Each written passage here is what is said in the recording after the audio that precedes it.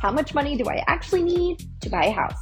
And surprisingly, the number isn't automatically 20% down. That's probably the biggest misconception I hear from buyers, so let's talk about it.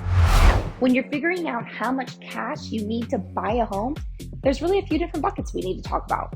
First, your down payment.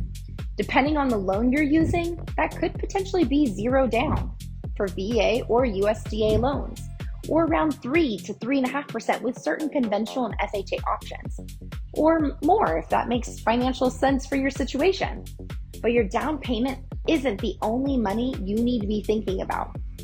You may also have what we call earnest money. That's money you're going to put down after the offer is accepted to show the seller that you're serious about purchasing the home.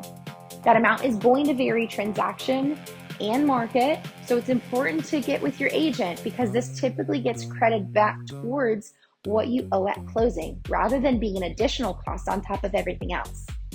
Then you've got certain expenses that can happen before the closing. For example, you may choose to have the home inspected and your lender may require an appraisal. So depending on how your transaction is structured, those are expenses you may need to be prepared to pay before you even get to the closing table. And finally, we have those closing expenses and prepaid expenses. These can include lender fees, title expenses, homeowners insurance, taxes, prepaid interest, and other costs associated with actually getting the loan and closing on the property. But here's the part buyers sometimes don't realize. You may not have to pay all those costs yourself. Depending on the loan program, the property, and how you negotiate the offer, you may be able to ask the seller for concessions towards allowable closing costs.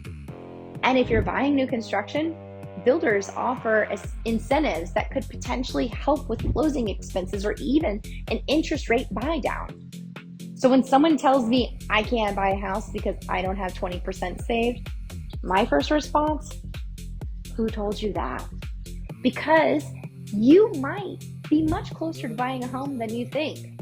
Before you decide you don't have enough money, talk with a knowledgeable lender and real estate professional and find out what buying a home actually would look like for you. And if you're thinking about buying in Tennessee or Kentucky, well, comment buyer, and I'll help you figure out where to start.